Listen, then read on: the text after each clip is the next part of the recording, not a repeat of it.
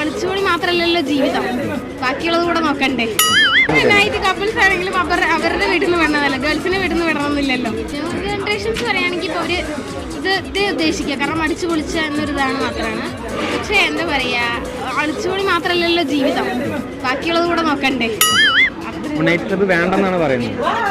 അപ്പൊ നേരത്തെ വേണമെന്ന് പറഞ്ഞത് എല്ലാം ജീവിതത്തിൽ വേണമെന്നായിരുന്നു.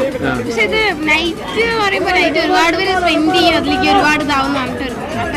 കപ്പിൾസ് ആണ് എൻട്രി, അതായത് കൂടുതൽ യങ്സ്റ്റേഴ്സ് ആണ് എൻജോയ്മെന്റ് എന്നുണ്ടെങ്കിൽ അല്ല, യങ്സ്റ്റേഴ്സിനാണ്, അതായത് കപ്പിൾസിനൊക്കെയാണ് കൂടുതൽ എൻട്രി എന്ന് പറയുമ്പോൾ കുറച്ചുകൂടെ എൻജോയ് ചെയ്യാൻ പറ്റുന്ന ഒരു ഫീൽ മേഖല. നൈറ്റ് കപ്പിൾസ് ആണെങ്കിലും അവരുടെ വീട്ടിൽ നിന്ന് വിടണതല്ല, ഗേൾസിനെ വീട്ടിൽ നിന്ന് വിടണമെന്നില്ലല്ലോ.